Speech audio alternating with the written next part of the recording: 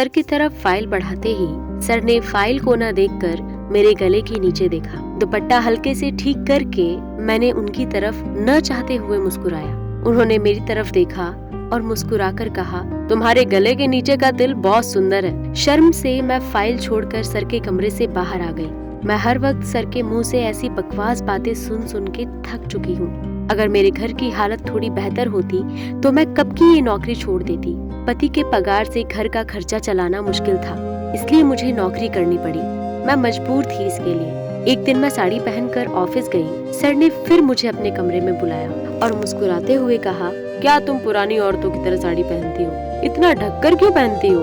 आजकल की लड़कियों की तरह हॉलीवुड बॉलीवुड किसी मॉडल की तरह साड़ी पहन नहीं सकती क्या? जब आज के बाद तुम साड़ी पहनो तो बॉलीवुड एक्ट्रेस प्रियंका चोपड़ा की तरह साड़ी पहनना। सर के मुंह से ऐसी बातें सुनकर दिल कर रहा था कि चप्पल खोल के उसके मुंह पे मारूं, पर इस नौकरी की वजह से मैं वो कर नहीं पाई। आज अगर मैं उसे जूते से मारती हूँ तो सबको मेरी गलतियाँ ही दिखेंगी, ना कि सर की। उस दिन के बाद से मैंने ऑफिस साड़ी पहनकर जाना ही छोड़ दिया। ऑफिस ओवर खत्म होने के बाद भी मैं काफी वक्त ऑफिस में बैठकर काम किया करती थी, क्योंकि मुझे प्रमोशन चाहिए था। जो पगार मुझे मिलता था उससे घर चलाना बहुत मुश्किल हो रहा था।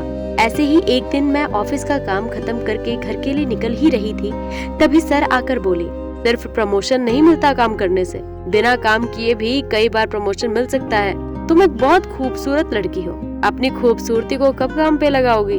अगले दिन मैंने ऑफिस में ज्यादा देर तक रहना छोड़ दिया। एक दिन ऑफिस से निकलते ही मैंने सामने अपने पति राहुल को खड़ा देखा। मुझे देखकर वो थोड़ा चौंक कर बोले, आज तुम एक तमिल सिनेमा की हीरोइन जैसी लग रही हो। मैं उदास होकर अपने पति की तरफ देखते हुए बोली, मैं ये ऑफिस छोड़ रही हूँ। हर रोज इस बदतमीज इंसान की गंदी बातें सुनकर मैं तंग आ चुकी हूँ। राहुल ने मुस्कुराते हुए कहा, हार मान लोगी? मैंने पूछा, मतलब? राहुल ने मेरा हाथ थामकर कहा, याद है पहले के दिनों में जब मैंने गलती से तुम्हें चूमना चाहा था और तुमने मेरे नाक पर एक जोरदार घूंसा मारा था? उस दिन तो तुमने कभी अन्याय को नहीं सहा था, तो क्यों हार मान रही हो? उसकी बातें सुनकर मैं चुप सी हो गई और फिर उसका हाथ थामकर बोली, मुझे पता है कि मुझे कहाँ जाना है। बेल बजाते ही सर ने दरवाजा खोला।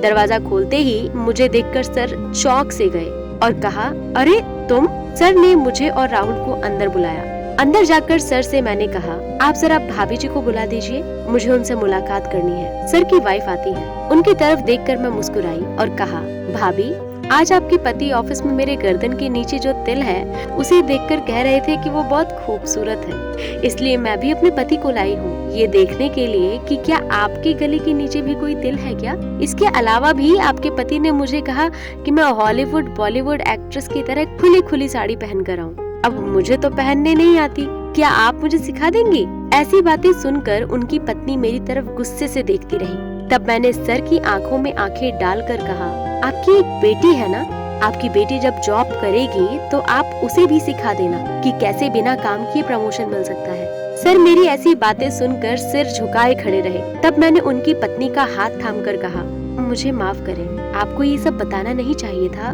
पर आपके पति को सबक सिखाना जरूरी था। सर के घर से निकलते ही जब राहुल रिक्शा ढूंढने लगे तब मैंने उनसे कहा, चलो ना, आज पैदल घर चलकर जाते हैं। मैं और राहुल पास पास चल रहे थे। राहुल ने मुझसे पूछा, क्या तुम वो जॉब छोड़ रही हो? तो मैंने कहा, सर को अगर चप्पल भी मारना क्यों ना पड़े, मैं ये जॉब नहीं छोड़ूंगी।